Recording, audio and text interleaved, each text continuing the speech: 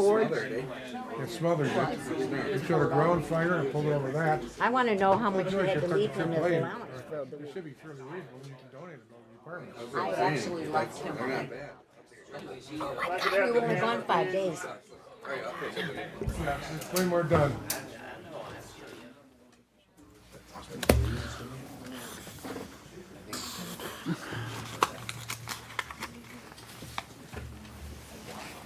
Goodbye, Carol. Don, if we could have the camera, please.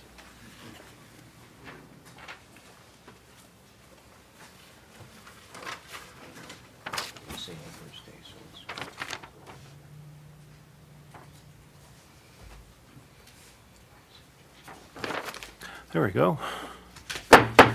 Call the March 18, 2019 City Council meeting, the City of Lincoln Park to order. If everyone would please rise for the Pledge of Allegiance, it will be immediately followed by a moment of silence. Pledge allegiance to the flag of the United States of America and to the republic for which it stands, one nation under God, indivisible, with liberty and justice for all. As we have this prayer of silence, let us keep in mind the father of Chris Dardzinski, Frank Dardzinski, who passed this past weekend. Keep him and his family in your thoughts and prayers.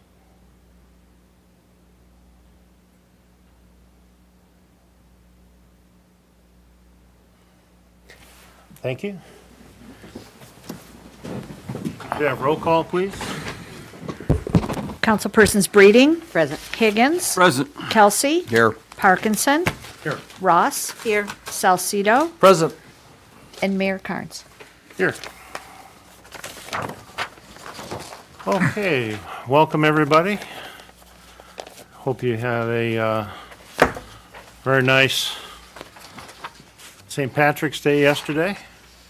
It was a cold one, but still relatively nice, I believe, at that particular point. This past week, I had the honor of going to Foot School, and at Foot School, I conducted a reading program and mayoral teaching thing to the kids of the second grade. It was very, very entertaining. You always learn something when you talk to them. And did my rendition of Green Eggs and Ham with their assistants and deputized all of them as junior police officers. So thank you to Foot School for inviting me over. That was quite an entertaining time.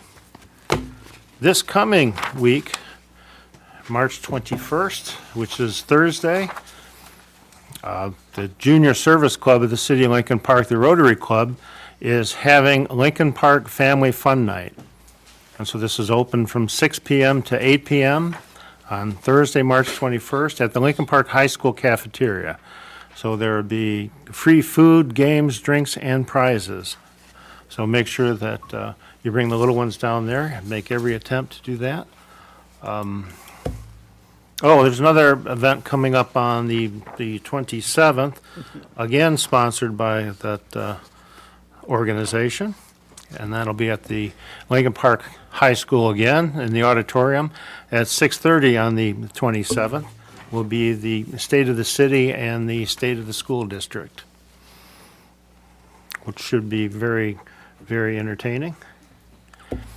And I just wanted to again mention condolences for Chris Dardzinski on the passing of his father. Always tough to lose a parent, as our council president mentioned earlier. That heartache and that pain does not go away. So, and I think that I will leave it at that and save the rest for later on. Okay, we move to the consent agenda, and I'm going to move and it's the number 4, which is appoint council member zoning board of appeals, Lillian Ross. I'm going to move that to the action items. It was my intent to have that in the action item all the time. There were 2 council people who put forward for for that position. And Lillian being the top vote getter of the two, I put her name in the resolution. Councilman Higgins also had interest in that, so I was going to open it up for the potential discussion instead of having it in the consent agenda. So,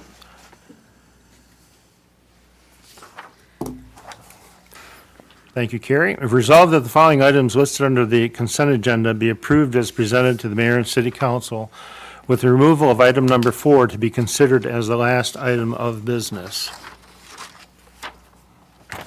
And you have 1, approved minutes, regular meeting held Tuesday, March 4, 2019. 2, accept minutes, study session held March 4, 2019, RE Building Department Operations. 3, accept minutes, study session held March 11, 2019, RE Marijuana. 5, reappointment, A, Community Improvement Commission Cowell. B, Community Improvement Commission Comer. C, Economic Development Commission Cretu. D, Economic Development Commission Knox. E, Historic Commission Chenier. F, Historic Commission Terninsky. G, Planning Commission Briones. H, Planning Commission Palmer. And Zoning Board of Appeals Brophy. J, Zoning Board of Appeals Gross. K, Zoning Board of Appeals Tank. And L, Zoning Board of Appeals Tosher. So moved. Support. Discussion on the consent agenda? Through the chair, these are all the ones that are expired, right, that we went through, and so we're up to date with the Yeah, some reappointments, right? Some were expired or some were about to Okay. about to All expire. right, thank you. Further discussion? Your Honor? Yeah. I just think it'd be a good time to remind everybody that we have a lot of commissions and we have some open seats. So if people are at home, they would like to get interested in being more active in their city, please check what commission's out. If you have anything, please contact us. Okay. Further discussion? Clerk call the roll. Councilpersons Kelsey, Yes. Higgins, Yes. Breeding, Yes. Parkinson, Yes. Ross, Yes. Salcido, Yes.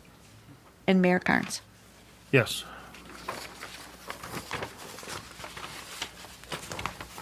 Okay, put that there.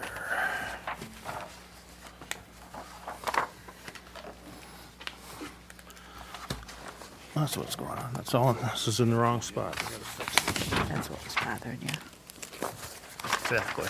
Okay, our first action item.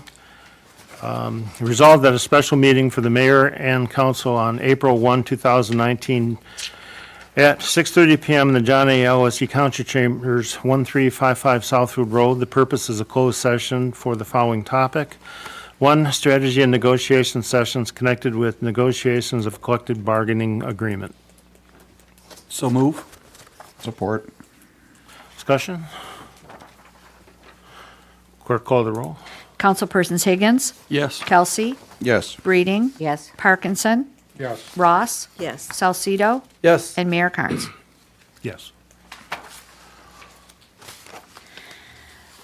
Resolved that an ordinance to amend the municipal code of the city of Lincoln Park by repealing section 676.03 of chapter 676 and replacing it with a new section 676.03 entitled Smoking in Public Places be given its third and final and be adopted. Final reading. Okay, do we need the entire, no, we do, okay. Read it last. City of Lincoln Park ordains that Chapter 676 of the codified ordinances be amended by repealing and replacing Section 676.03 as follows. 676.03, smoking in public places. A, purpose. The purpose of this section is to protect and promote the public health by reducing involuntary exposure to tobacco smoke and/or vapor from vapor products or alternative nicotine products in public places in accordance with the intent of Act 198 of the Public Acts of 1986 as amended, MCL A 333.12601 at sequence, and B, prohibitions. Prohibitions.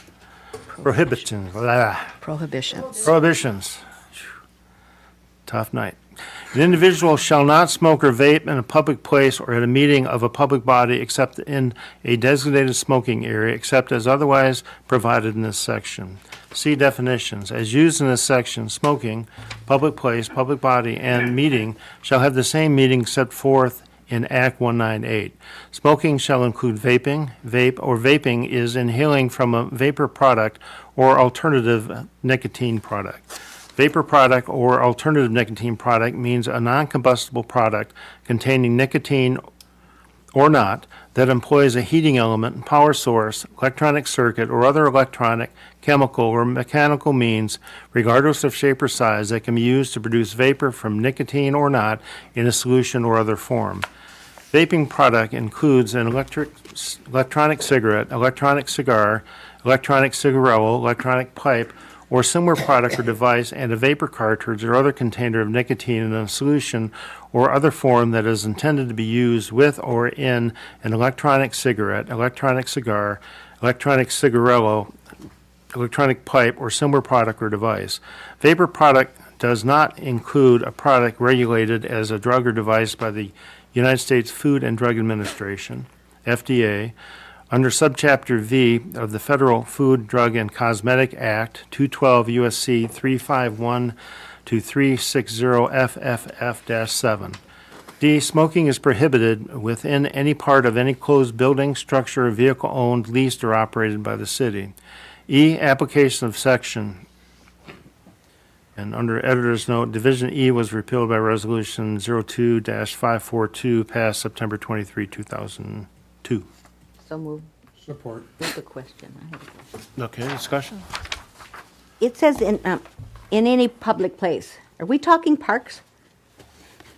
Are we talking events like when the bands and everything are there? Is You'd that, lose half the musicians if you did that. but the ordinance, if we're passing an ordinance that prohibits smoking in a public Public place, places. isn't that a municipal-owned park? Ours, public? We have not banned smoking in parks, but that's something council may want to specifically define. It would seem to me there's some vagueness here in the language. We've utilized it for other places like school property, government property, city hall, the band shell, anything that would be defined as a public place, a place open to the public. But when you get to a park, unless you have specific banning at a park, you'd have a hard time with enforcement, unless the chief has a better idea on that. But my problem is, that why does it say that in public places, if in fact we give permission for Lincoln Park Days, to the Exchange Club to have it, and so it's open to the public. So is that? Unless I'm you're a gonna- smoker. First of all, I'm a smoker, but I'm just questioning. So, is this prohibit when we have the bands over at the Kennedy Memorial Building in our Memorial Park, and we grant the permission to have it? Does this prohibit people from smoking there? The way it is worded. In my opinion, it doesn't. Okay. But you're going to ban smoking in public parks. This is public places, and there's a specific distinction. You could argue that it is, but I don't ever recall anyone ever enforcing a citation or giving a citation in the past for smoking in public places. And we still prohibit smoking in public places. This is vaping now added to the smoking. Because the state law would prohibit it too, and we have not had any enforcement since the change in the act of smoking, whether it's in a restaurant or any other public place. It's generally the state or the county's purview. We're banning it because of the vaping issue that's come up. I just didn't want to get arrested if I went to one of these events. Mr. Chair, Let me know if you get frisked, Mrs. Brady. But, so it's your opinion that It doesn't ban smoking in it parks. doesn't ban I- smoking in parks? The chief and I didn't consider that. We considered the problems and actually wanted to make it more enforceable to require a criminal citation instead of a civil infraction. But that would bog up the courts forever if you were giving citations. That we're trying to keep it simple to see how it works. If the day comes where council wants to ban smoking in public parks, then you can do that. But I would say it'd be specific. Or you could go right here and define every building in the city. You can't smoke here, here, here, and here. But No, a I'm public not so place would be worried about a walking down building. 4th Street, right? I'm not so worried a building. It just kind of threw me when I read this, and then when the mayor read it again, it's in public places. It just kind of like, it just was, That's a good question, Madam Council Ambiguous. President. That's a good question. You're right, void for vagueness, you're right. yeah. So when you get a ticket, raise that issue. Yes, sir. I'd support No, that. and I don't believe that. Ed can Chief, represent do you recall any citations ever being No, No, it's just I'm sure dealing there has with- not been. I just thought, since we're enforcing this again and changing it again, we needed to cover all aspects. Well, you're absolutely right. Thank you. No doubt about it. Yes, sir. Mr. Zelnick, Yes, sir. couldn't you just put in your public buildings? Because you can't smoke at City Hall, you can't smoke here, you can't smoke there. If you sit there and say public buildings, that would sort of cover it, wouldn't it? Then you'd have to define whether it's a public building that's under our control or someone else's control. My preference is to keep it as vague as you can to stop them from doing it and let them fight the citation. These are only civil infractions, and once you start listing a public building, then you might overlook something. It might be somewhere else, maybe the post office, or maybe, which we don't have any control over. So my preference is you start with something and then you refine it. The chief indicated there was a plethora of issues with the vaping, with minors, then you see the adults doing it, and you would have seen them here. If you didn't raise this issue, they would dare come here, because I've seen them at other cities smoking out in the lobby of City Hall with vaping devices. And I've seen them conceal it because they're so small, and that's why we try to tailor this to address it, and then we can weed it out. Well, weed's not a good term. Weed. And you all raise great issues, but Councilman, you know from when we worked on the dogs, if we try to fine tune everything pretty soon, then we'll They get to put the it, sublime. no smoking in city buildings, because when I was in the motor pool, and that's full of smoke. Right. They came through there and said, no smoking. Well, if there's no smoking, throw all the vehicles up, because I'll tell you what, you couldn't breathe in half the time anyway. Okay, is there any further discussion? Your Honor, may I add that they are all good questions, but my recommendation is council move forward with an ordinance, and if there are problems, you can correct it. There's no death penalty attached to these, there's no great loss, just civil infractions. Further discussion? Sorry. Clerk, call the roll, please. Councilpersons Breeding, Yes. Parkinson, Yes. Higgins, Yes. Kelsey, Yes. Ross, Yes. Salcido, Yes. and Mayor Carnes. Yes. The item that had been moved from the consent agenda. Resolved that Councilwoman Lillian Ross is the ex officio member of the Zoning Board of Appeals with a term to expire on November 16, 2020. So move. Support. Okay, discussion? Okay, hearing none. Clerk, call the roll. Councilpersons Breeding, Yes. Kelsey, Yes. Higgins, Yes. Parkinson, Yes. Ross, Can I abstain? No. That doesn't breathe, it's not, unless you're getting paid for the job. No. Okay. Then yes. Salcido, Yes. and Mayor Carnes. Yes. Okay.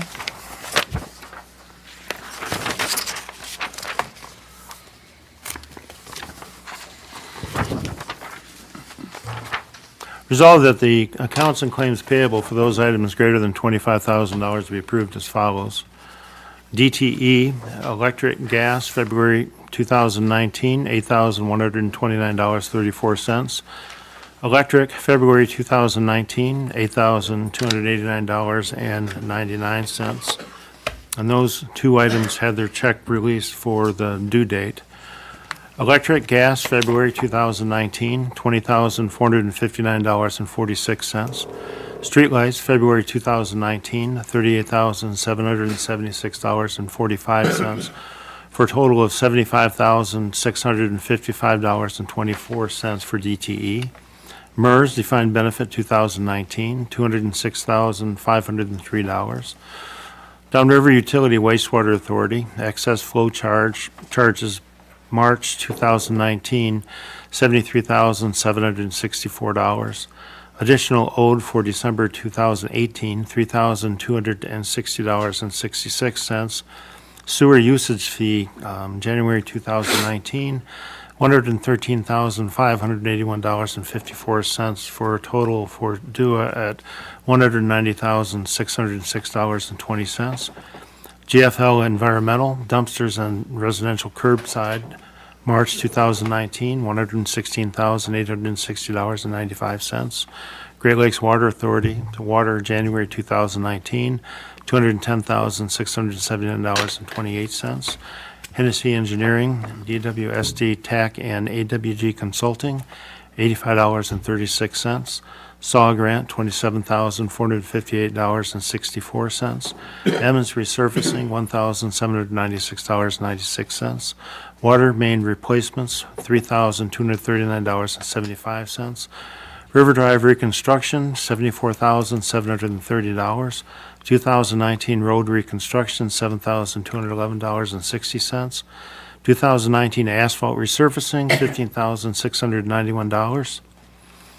2019 Concrete Sectioning, $4,722 for a total for Hennessy Engineers at $134,935.31. The Huntington National Bank Semi-Annual Bond Charge, $125.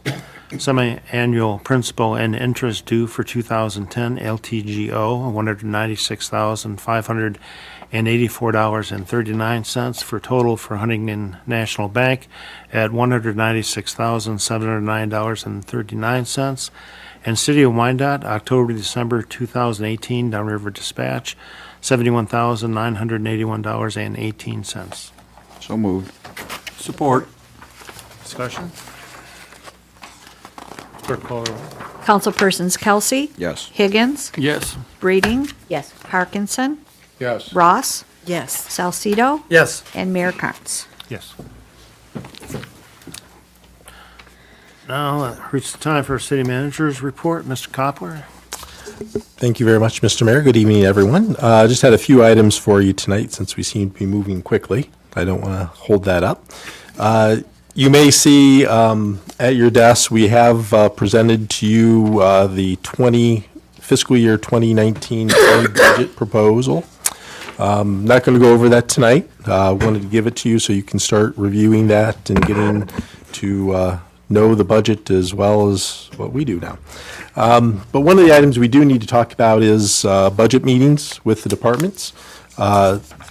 This year is a little bit more challenging than in years past for the dates, because April, which is when we normally do these kind of with the later holiday, it does kind of create some issues, I know, with staff being out. And so I'm going to throw out a couple dates that are a little bit later than what we normally do. And generally, we've scheduled 2 nights for budget meetings. So I only picked 2 nights. If you want more, we can have more. If you want less, we can have less. Generally, we only take 1 night of the 2 to have the budget meetings. So again, that can change. It's, whatever the mayor and council's preferences are. But in looking at it, the first night that I know that all the staff would be available would be 4/29, so April 29th, which is a Monday. And the second one would be May 13th, again, which is an off Monday. And I believe and I didn't write this one down, the hearing for the budget is on the 20th of May. Yeah, so it's going to be the 20th of May.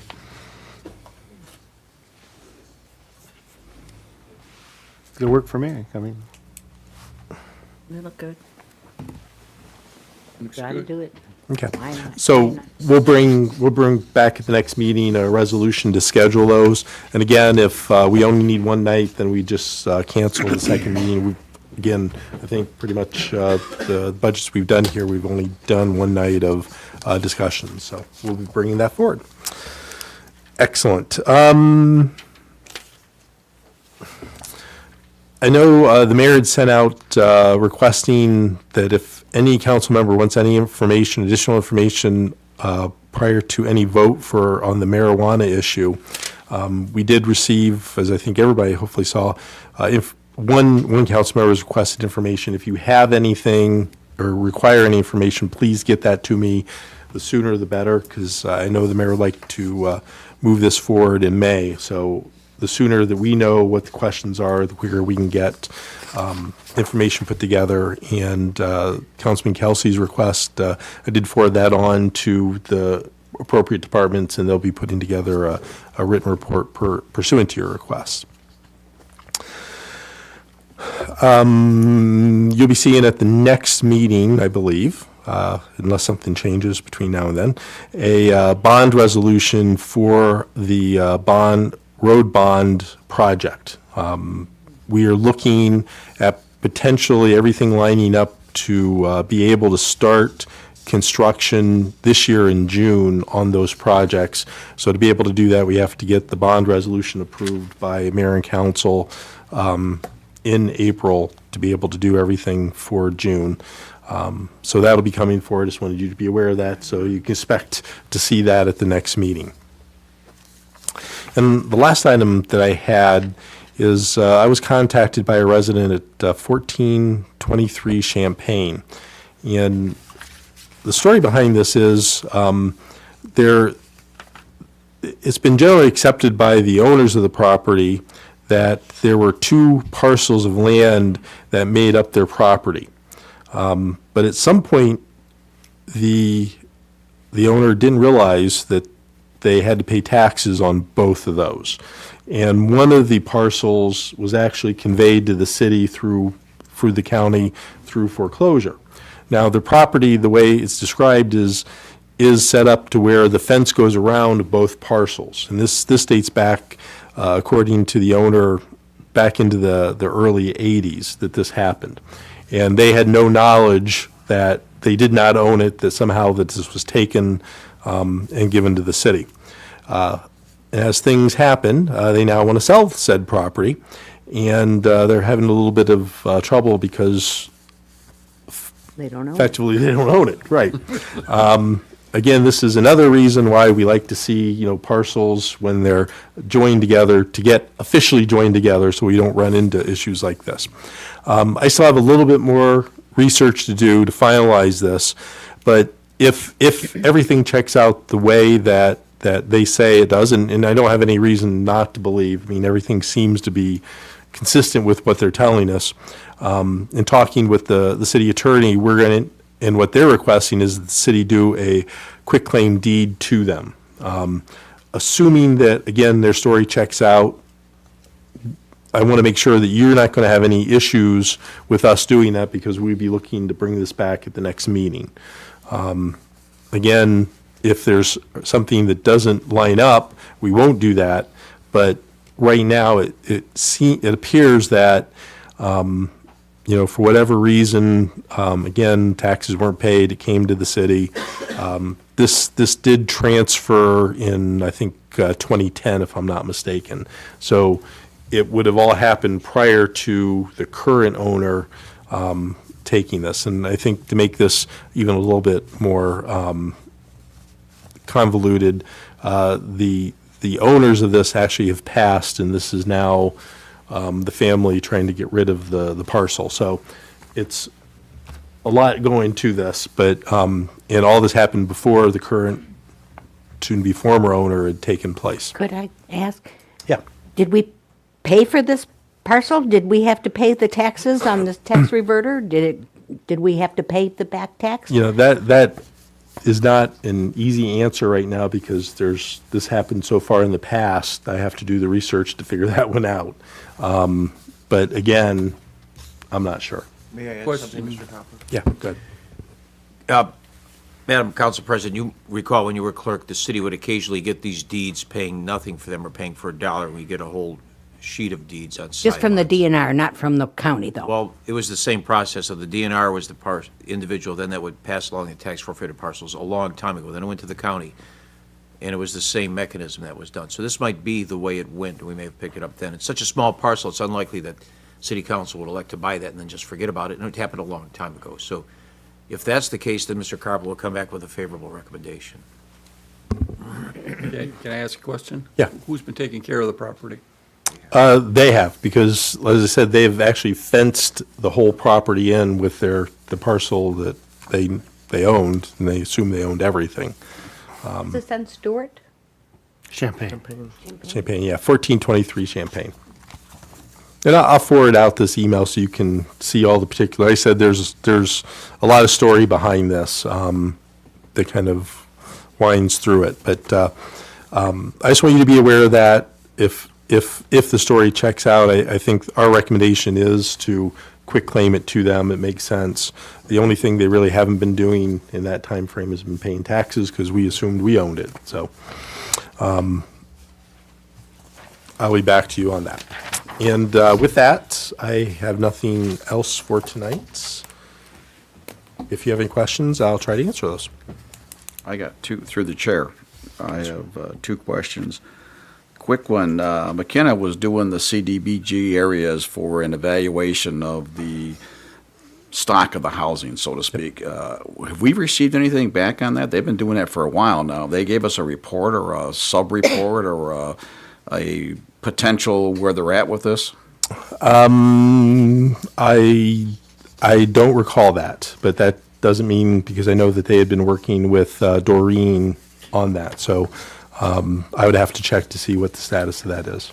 Could you let us know? Definitely. The last question, I didn't bring this up underneath the commissions because it's a different issue. I had an individual that applied for a commission. It's been over 2 months. When do you think they'll hear a response, whether it's acceptable or not? Are we that far behind where we... I mean, I'm just asking because Councilman Higgins just brought up a good point about we're asking people to join commissions, and I'm just looking for when they apply, what's a reasonable period of time? You know, I mean, some are not going to make it, some are. What's a reasonable time the individual can expect a reply from the city? And so that particular one, actually, it worked up until it got into my hands because I didn't recall seeing that. I mean, I explained this to you. Yes, you did. I didn't recall seeing that. It was then I started looking. I didn't think it came to me, and actually spoke with, because it came through John Myers, and he reminded me he did send it, did find it. I believe that has now been forwarded on to the appointing authorities for that. Well, that's my question. I mean, so it's gone to the next step, and he should be hearing an answer, good or bad, I imagine, in a reasonable period of time. Okay, thank you. That's all I had. Through the chair, Mayor, just a quick question for Mr. Koppler. Dixon Goddard, that building over there, I had a couple calls last week. Someone mentioned they saw some activity. Is anything happening over there? At the CM bar? No, across the street from the CM Bar, The new building. yeah. Building that never was. That I will defer if the building official has any information on that. The building never was. That's a good point.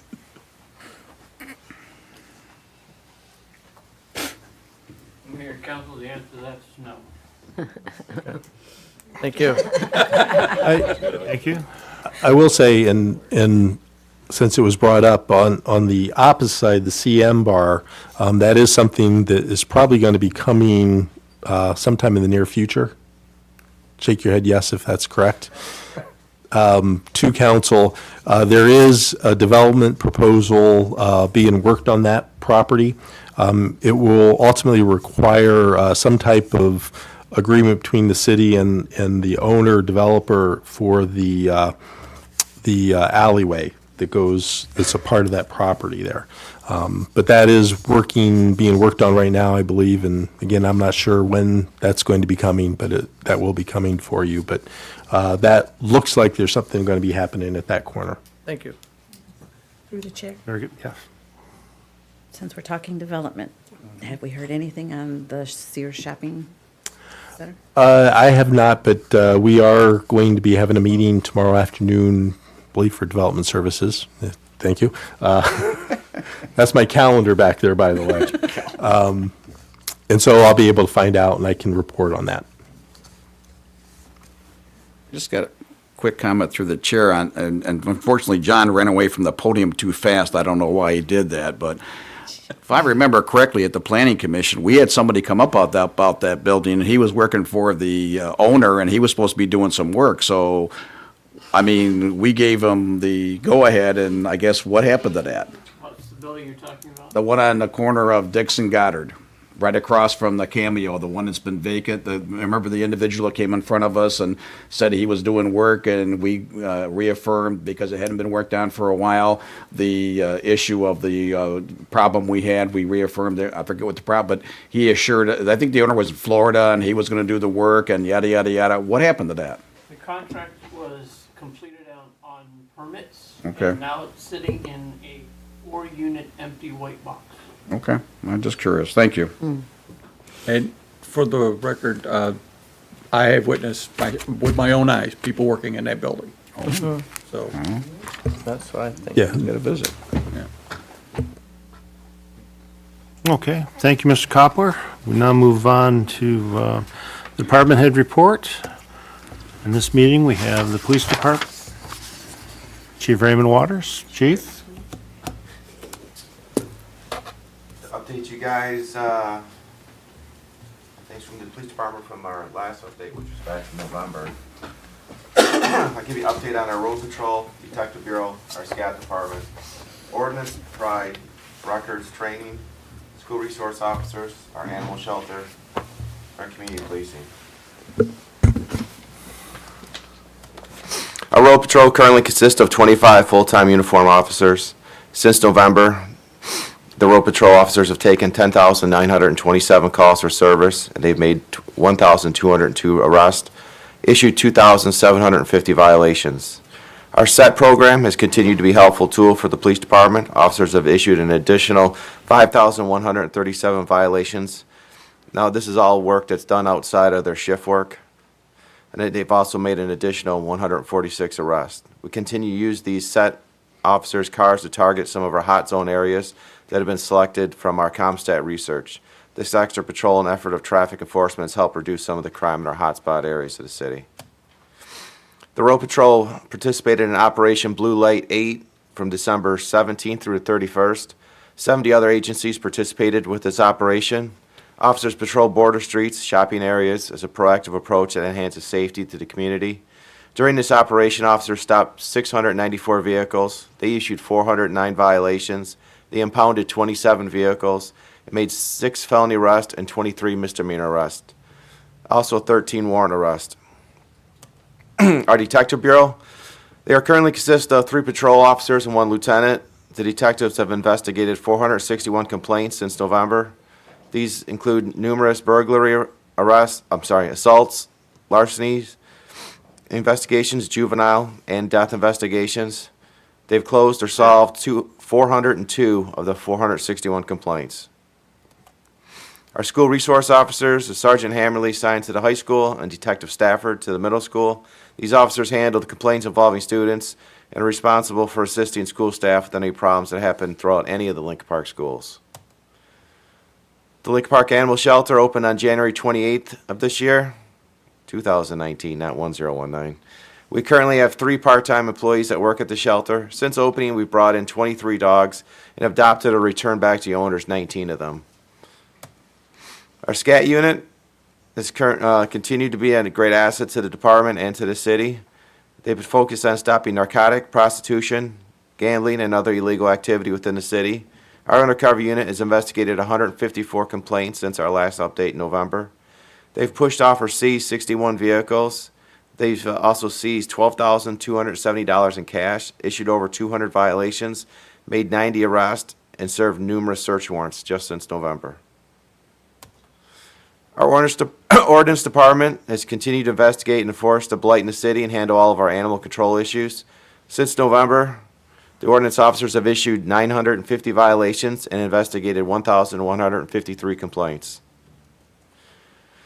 Our Records Bureau consists of 2 full-time and 2 part-time employees. Records has reviewed over 15,468 electronic records, which is crash reports, citations, live scans, and other reports. Since November, this process is important because 15% of all arrests are modified after the fact, which means charges need to be changed in the computer system after the detectives go into their investigations. Since the last update, the Records Bureau has collected or processed $8,580 in booking fees, $500 in PBT fees, $1,100 in sex offender fees, $150 in salvage inspection fees. They've also processed 78 FOIA requests and collected $411.60 in fees for those requests. Training. On November 6th, I went to ALICE training, which stands for Alert, Lockdown, Inform, Counter, and Evacuate. That training was in Gibraltar PD. November 6th and 8th, the department hosted a police trauma training put on by Wayne County. 33 officers from our department and other local departments attended this training. We did it. We've been trying to host different little things like this at our community policing training and involve other communities. On November 19th, K-9 Officer Harris attended a K-9 legal update class. In December, the department received leadership training from Jerry Nair. Again, this was training that we did on our own site at our community policing building. And Officer Mandernack became certified with Narcan in December. Also, Sergeant Lyles attended advanced roadside impaired driving enforcement class. And from this class that she's taken, she's going to be teaching some of our newer officers some of the tactics that she learned from this in the next couple weeks. In January, the police department was trained in CPR first aid. February, Sergeant Stacco, Officer Catula attended a standard field sobriety 4-hour refresher course at Southgate PD. And Detective Sampson went to a school focused on using social networking sites for investigations. Lieutenant Corvair and Detective Sampson went to a sexual assault investigation class put on by Wayne County. And the department continues to use Police One, it's online training. Officers are assigned classes to complete online. It's provided some of the much-needed training and saved the department money on both transportation and overtime. Our community policing program has continued to strengthen the relationship between the public and the police department. Sergeant Mueller has been part of numerous community events over the past several months. On December 11th and 13th, the police department hosted a Shop with the Hero night at Myers. Uniform officers were able to shop and provide gifts for 34 children during both those days. On December 14th, the department worked with Secret Santa. Several officers handed out $15,000 in cash to Lincoln Park residents. We caught numerous people off guard, stopped buses, met people at bus stops, went into coffee shops. Really helped out a lot of people in need that day. On December 17th, we hosted another Shop with a Hero. This time it was at the Allen Park. Allen Park should have been Target, not Meyer. My bad. We were able to shop with 10 more children that night. Because on the 21st of December, a donation made by E&L Supermarket, we handed out 14 fresh turkeys to several people that were in need.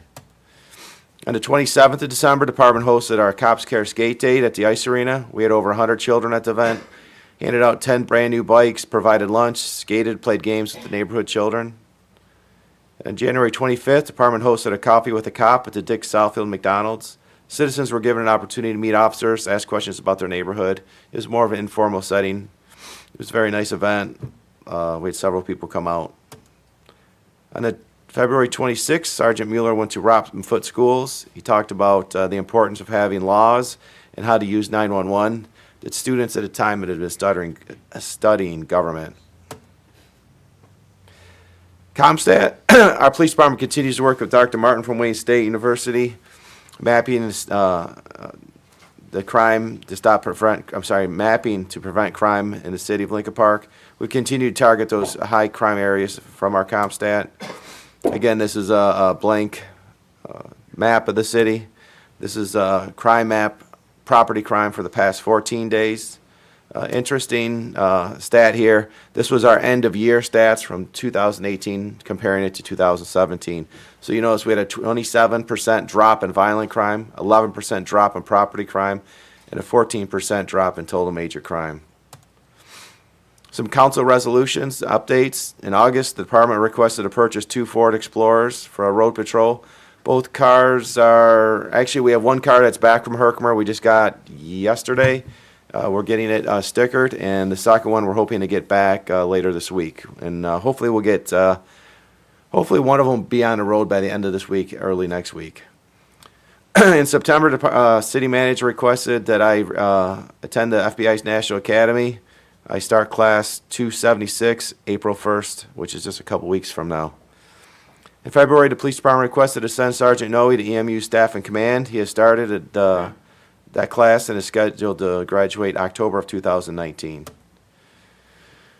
And in January, the police department requested to send 2 officers to FTO school put on by DeWolf and Associates. Both Officer Catula and Kowalski both started that class today. Moving forward, we're planning our spring blood drive, our summer picnics, and our fall Citizens Academy.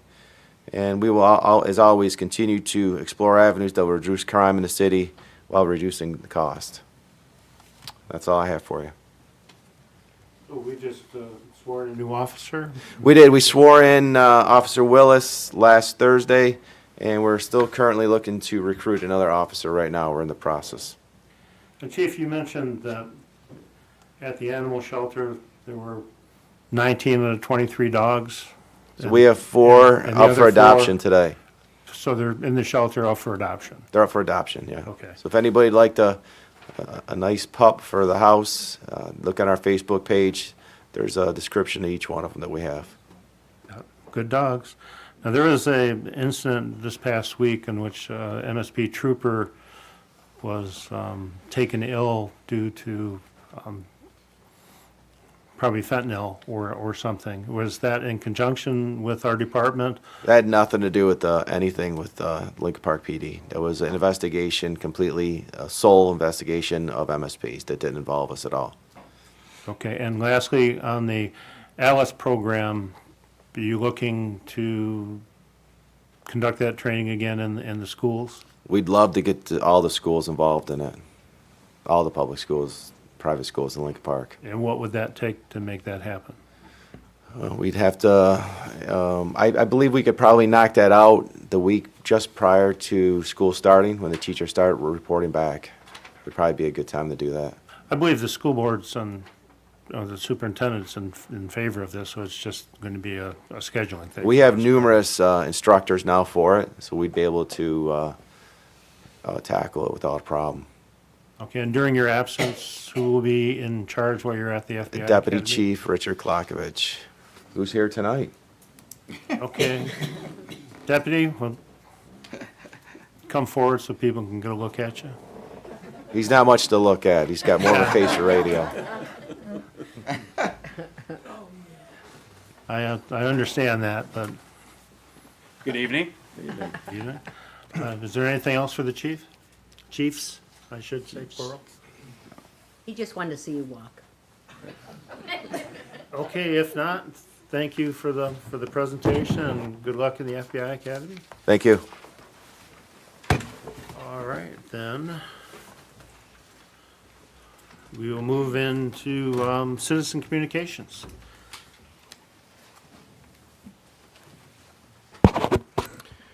Good evening, Mayor and Council. Richard Kudrak. With apologies to the Council President, I'd like to read an email I sent you folks just to make it public. Title is, "It's time for a citywide reality check." At the last council meeting, I mentioned the already approved $20 million road bond will actually cost $27 million.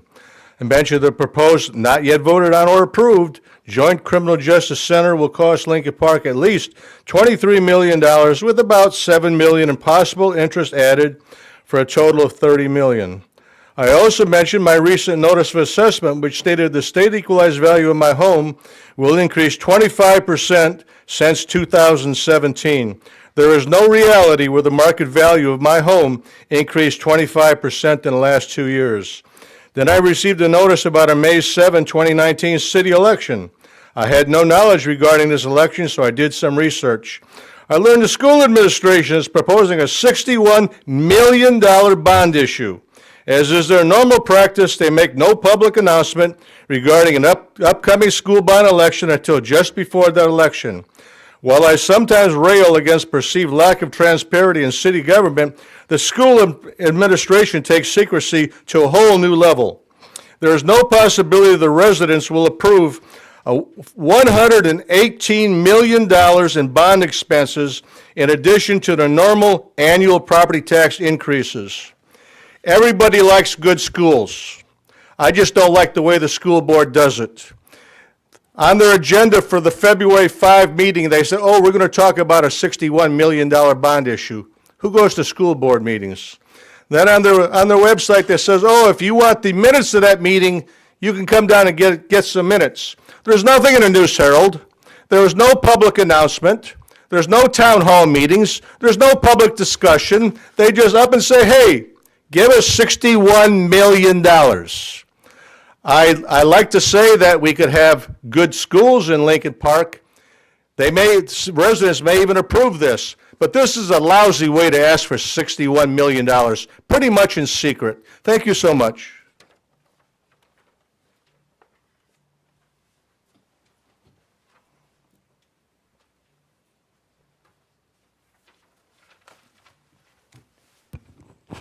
My name is Duchesne, and I live in Lincoln Park.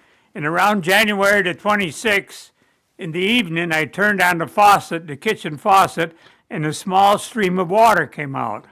I said, uh-oh, looks like we had a water main break. So I opened up the front door and looked down the street, and on Cleveland and Lafayette, I could see all these lights flashing.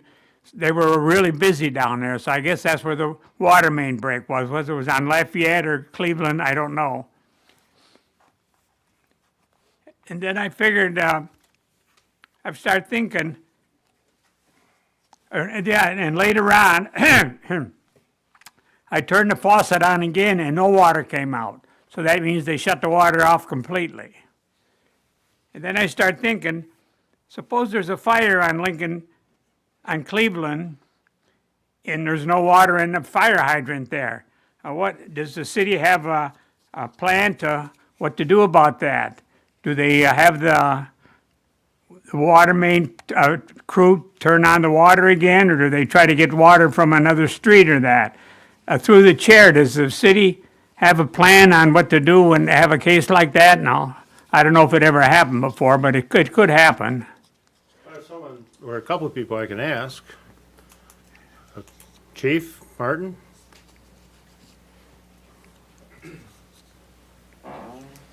Is John's there too, just in case?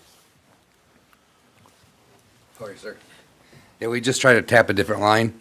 Sometimes you gotta stretch a little further, but you just tap the uncapped off portion. Well, yeah, I was wondering, because, I think we got an 8-inch line going down Cleveland Street. And I know that because it broke a couple of times in front of my house, and you know me, I was out there watching them when they were repairing it. They did a real quick job. And I was wondering, what they could, if they just turn the water back on, now they might have a piece of the pipe out, repairing it. So that's why I was wondering. Or they could go on the next street over, but that's kind of far. Okay, and I was watching the TV news a couple of weeks ago, week or two ago, and I was surprised to see a detailed report on what will happen to our recyclables. China has stopped buying our trash. They don't want to be the dumping ground for America's trash. And I remember right off some of the reasons they were given with the jars and cans weren't clean, and the pizza box was full of pizza, and it was goofing up how they recycled their cardboard and paper, I guess. And not all the recyclables, and they said in this report, I was surprised, it said all the recyclables will now end up in the trash dump like they used to. And I think they even showed pictures of it. I think the city council should rescind that resolution about recycling and save the citizens that money that's going to cost us recycling. Now, if China don't buy all that stuff, I don't know who is. And they probably could ask somebody where all these recycling they're going to collect, if it goes through, where that's going to end up at. And according to this report, it's going to end up right in the trash where it used to end up. So why spend all that money on recycling when it's going to end up in a trash heap anyway? Now, did anybody else see that report that I seen about a week or two ago? It was on Channel 4 or 7. Oh, nobody. I guess I'm the only one who watches news, huh? Okay. And it was brought up about they used to put the agenda on Lincoln Park TV, and somebody brought it up, and so what they did, they put a picture of the agenda like this up there. But the trouble is, nobody can read it. So what's the use of putting it up if nobody can read it? So through the chair, I was wondering, why put stuff on Lincoln Park TV when the printing is so small nobody can read it? Well, that's a good question. It should be able to be read, and we'll put Mr. Copler on that. Yeah, because when it was brought up a couple months ago, they just put the picture of it, and you can't, there's no use because you can't read it, And there's a lot of other things on there that you can't read, and other stuff is nice and clear. When they put it up there, you can know what they're talking about, so, Should be able to read the agenda. yeah, I think so. Thank you.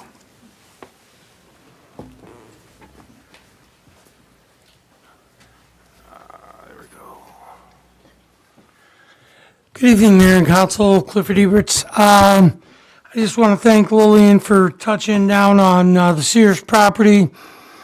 I have, through good ears and eyes, a few friends in Lincoln Park City Hall that, or I should say Allen Park City Hall, my apologies, that have told me that the Wendy's property behind Sears is going to become a Del Taco.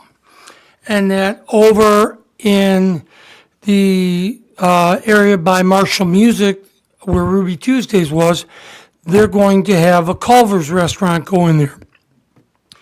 I'm just kind of wondering, when are we going to start to try and remarket ourselves to bring businesses like that into Lincoln Park? I mean, that new medical center at Fort and Southfield, that's great, but we need restaurants. We need stuff to make this city look better so we can really market ourselves and put ourselves on the map. And I think we're having a lot of trouble with that, because right now, with the lagging number of businesses that we have, we're depending on a lot of our aging seniors, a lot of other people that reside in Lincoln Park that pay taxes to help out, and it's not doing enough. And I'd like to see us put the fire under the behinds of the owners at Park Plaza and at the Sears Plaza, and, just give them a heads up that, hey, we'd like to know what's going on. We'd like to see what's happening, because if you guys don't make a move soon, we're going to move forward with our own agenda for this, because, you can't just sit there. You got to make something happen, because the longer they sit like that, the more of a black eye it looks on our city, and it just makes it look shabby.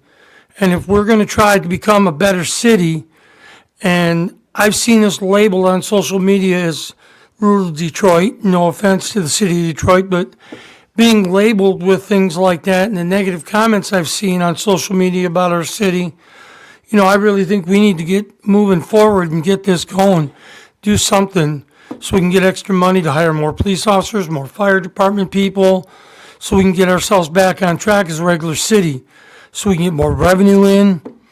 And the other thing I had was for Matt, through the chair, they finally gonna come take the trees down in front of my house, because everything's down, and I'm just waiting for them to come pull them out so I can level off the ground and fix the sidewalks and everything, because they're really starting to push up the street with those roots.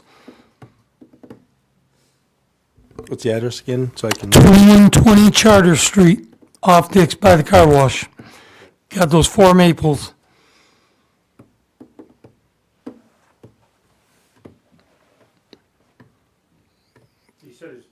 Oh, okay.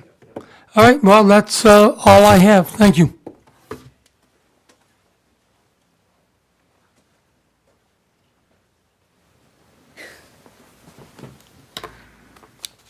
Hi, everybody. How you doing? I'm Maureen Tobin, and I just want to tell you a couple of events that Mayor Carnes missed. On Saturday, we have the Ultimate Comfort Food Cook-Off at the Band Shell. The doors open at 4. We go till 7. We have a disc jockey. We have chili, mac and cheese, and dessert. You come in, you pay a small fee, and you vote on your favorite, and we will pick a winner. Also, I was contacted by Ann Carlini from WRIF. There is an organization here that is in their 5th year of putting on a fundraiser once a year for local animal shelters. It's called Dollars for Dogs and Cats. Their event is March 23rd at 9 o'clock at Indian Lanes, and this year they are going to give a part of the proceeds of what they make to the Lincoln Park Shelter. So if anybody would like to donate a basket or even monetary to help the shelter, please give me a call or email me. Thank you. That's it. People who wish to bring Their mac and cheese or chili? Yes, or- there are still a few openings left if you would like to enter your amazing chili or macaroni and cheese or a dessert into the cook-off. Please contact me. The more the better, because then you can get really full. So there'll be tables and chairs set up, and there'll be a DJ. It'll just be a nice couple hours. So please consider entering the contest. You can reach me at City Hall, 386-1800, extension 1400. Or you can email me at mtobin@citylp.com. You can't just bring your food down, there's a fee that you have to pay. Yes, there's a $20 entry fee, and that entry fee goes to support our Summertime Fun Kids program and the Summer Concert Series. So it costs $25 for a child to go to summer camp here in Lincoln Park, Monday through Thursday from 10 to 3. And I try to raise funds so they can do great things. And like this year, we're going to the DIA, we have pony rides, we've got something special every week for the kids. So come on out and support the event. Thank you. Through the chair, Yes, but- before you leave, how much is it for us to go? It's going to be $4 at the door. Okay? Thank you. $20 for council. Yeah, 25. You had to ask. I did.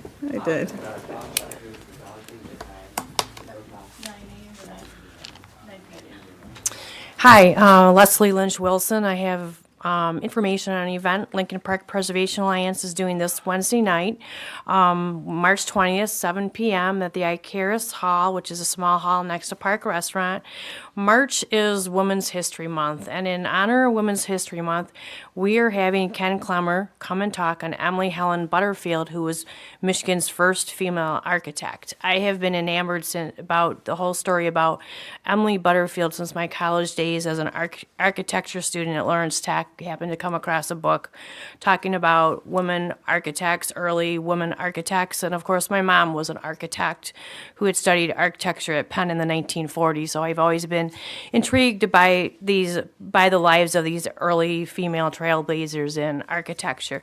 So Emily Helen Butterfield was somebody that graduated from Syracuse University, that was from Michigan, practiced architecture with her father, architect Wells D. Butterfield, was registered in 1907 as the first woman architect in the state of Michigan, and she was founder of a sorority, active in the women's movement, and also an accomplished artist.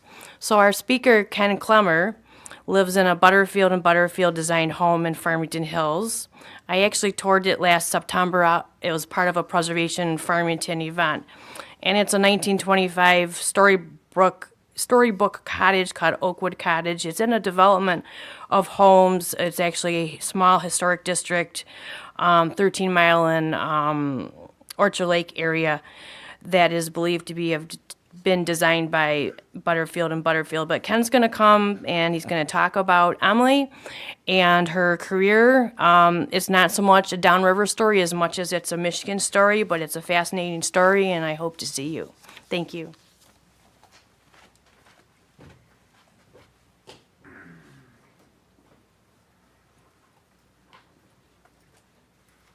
Good evening, Joyce Murray. I just wanted to send my thanks to the police department, the fire department. Past 2 weeks, we've had 2 medical emergencies on my street, and they were there, took care of everything. Everybody seems to be okay, so I just want to thank you and your guys for being out there doing what you do. And then just to remind people that when you see police cars going down the street, it's not always about crime. As we just saw, the statistics, they're going down, even if it's just a little bit. Sometimes there is a real medical emergency, and it doesn't necessarily mean somebody's in like a criminal charge or a warrant or something. So keep that in mind when you see police cars. I also want to send my condolences to Chris and his family. I didn't get a chance to meet his dad, but Chris seems to be a pretty awesome guy, so that means his dad had to be pretty awesome as well. And then just a kind of note for the council, maybe for John Myers, whoever you are back there. The McKenna going through doing the CDBG grant pictures. A lot of people are nervous because they're driving personal vehicles, I guess, and there's nothing notifying who they are or what they're doing, and they're sitting in their cars taking pictures. So there's been a lot on social media of people taking pictures of them, taking a picture of their house, asking what it's about. So I understand it's posted on the website, so we can direct people there, but there doesn't seem to be any type of notification on their vehicle of who they are or what they're doing. And it's kind of scaring some of the residents, especially the older generation who might be them living by themselves. So just maybe if we can get, do they have stickers or something to put on their vehicles? Okay, because the pictures I've seen, they don't have any vehicles or any stickers on their vehicle. They may have like a little tiny plaque in the back window, but who can read that from, 20, 30 feet away? So I just wanted to bring that to your attention as well. So, thank you.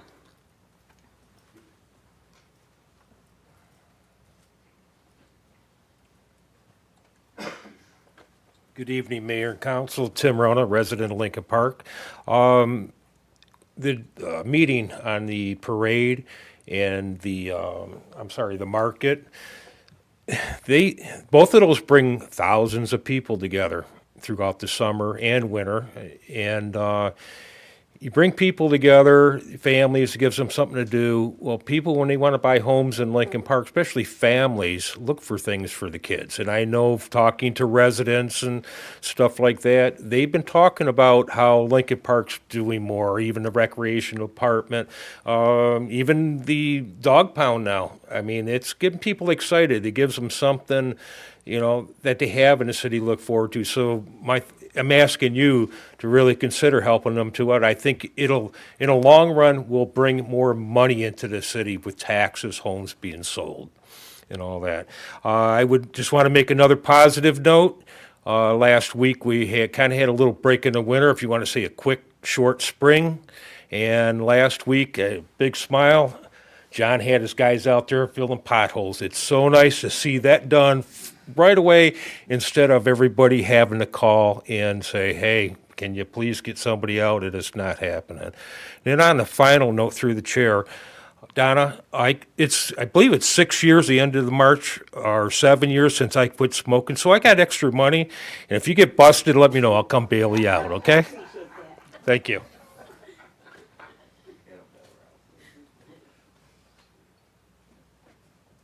Okay, then seeing no one else, we'll move on to our reports of the mayor and council. That's right. Council President Breeding. First of all, I want to thank all of the commissioners who volunteered for reappointment for all of these commissions. I mean, there is a lot involved in all of these various boards, and for them to come forward and time after time, agree to continue to serve, I want to offer my appreciation as well as the city's. Another thing, maybe it's because there was no snow out there and it wasn't ugly or whatever, but I was coming down Southfield the other night, late at night. Giles, the lights look beautiful on Southfield. The new lights that are up there, the design, it just looked nice and clean and pretty or whatever. So I want to thank the DDA for those street lights there on Southfield. I'm sure everyone got the SEMCOG newsletter. And in it, they were talking about a AAA traffic safety grant that is still open that we can apply for till March 31st, and it's a $15,000 grant for traffic safety barricades and various items, and vest or whatever. I just didn't know if we knew anything, if we had looked into it. It's been brought up before by a resident that spoke about it, if I'm not mistaken. But I'll check to see if we've done anything with that. Okay. And I'm looking forward to the State of the City address at the high school. Thank you very much. Please show up. I Oh, shan't boy. be giving it. There'll be cake. Councilman Saucedo. Thank you, Your Honor. I will pass tonight. Thank you. Councilwoman Ross. Thank you, Your Honor. I too just want to say thank you. To those reappointed to commissions, those that volunteer, to our police department, to our fire department, our building directors, our employees, and each other. Because there's a lot that we do and the people don't see. So just thank you. It takes all of us, to make it work. And, when you talk about that, people are noticing the changes. That's good. That's so good. I know I had a little conversation with Maureen, and she said she's been here 4 years with us. So, it takes time, but it's catching on, and she's doing a great job, too. Thank you, Your Honor. Councilman Higgins. Yeah, thank you. I too want to add my thank you to the commissioners for all the work that they do. And again, the word is out. We have several commissions who do not have enough member, who do not have a full seat. We have one who I believe right now can't meet because they don't have enough members. Please check out it's on our website, it's on television. Please check it out if you're interested at all, and let us know.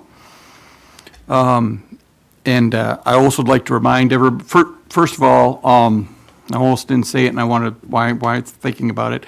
The alumni swim meet was this week, and I want to thank everybody who was involved, everybody who helped out. I want to thank Councilman Kelsey for coming. Great time by y'all. Money was raised and will be used for swimming. And lastly, I don't want anybody to forget, we talked about it earlier tonight. The Lincoln Park Memorial Day Parade has been a big part of our city for a long time, and we are having a party at the Lincoln Park Moose to raise the final funds that we will need to put the parade on this Friday, 6 o'clock. We will have prizes, we will have a DJ, we will have free pizza. Please come out and have a good time. That's all here. Councilman Kelsey. Thank you, Your Honor. I'd like to also express my condolences to Chris Darzinski on his dad passing away. He was pretty proud of his dad. He brought his dad here when he got elected to council and introduced him to the council. And he had a lot of respect for his dad and vice versa. And it's always hard when somebody that you're, not only as a parent, but somebody you're close to passes away. You got to move on, but it's still kind of hard. That's it for tonight. Thank you. Sir, Councilman Parkinson. Thank you. I'd like to thank the parade committee for putting on such a good thing. So it would be very nice to have them have a better parade than we've been having. They're good parades, but if they can do a little bit better, I would hope that we could help them do it. The commissioners, it's been said that the commissioners do a lot of jobs and it's voluntary. So they spend a lot of time. I was on the roads committee years ago, and we spent hours and hours meeting and discussing the problems. So I would like to see a list of what's open and have it put at the clerk's office or something where people know what's going on with that. And Chief Martin, I've got a video. It's a fire blanket. So I've got a video for you. I'd like you to see it after when we're done here. That's it. Thank you. Thank you, sir. We've received notice that Vibra Hospital will be closing its doors to patients very soon. They will, I guess, remain in existence for a little while, but they will not be open to patients. 2 weekends ago, not this past weekend, but the weekend before that, was at the Historical Museum to honor the old time, or the first curator that was there, Mr. Jack Hinsky, who was a teacher at the high school for years and years, and was on the board of the Lincoln Park Community Credit Union, or it was back when it was Lincoln Allen Credit Union. He received a proclamation. And also there was Muriel Lobb, and those of you that are familiar with the Lobb family, Muriel is 102 years old and still going very, very strong. She looked like she could go back to work back over there. Somebody that has been a force and just dedicated to that museum, and safe to say that if not for her efforts, we would not have a museum today. So it was nice to see her. She was 80 years old. And do not forget about Family Fun Night, which will be Thursday, the 21st, 6 to 8 p.m. There is no charge to come in, and they'll be serving hot dogs, chips, and orange drink, the famous McDonald's orange drink, until cows come home, I guess. And then March 27th, which will be the State of the City, State of the District address, something that for the past 4 years, anyway, I'd hazard a guess that not many cities in the state have it to where both the district and the city come together to make their reports to the public. So that's something I'm proud of, and hope that all you could attend. And there will be cake, as I said before. With that, I'll entertain a motion to adjourn. Support. Clerk, call the roll. Councilperson Salcido? Yes. Kelsey? Yes. Breeding? Yes. Higgins? Yes. Parkinson? Yes. Ross? Yes. And Mayor Carnes. Yes. I know that. That's why.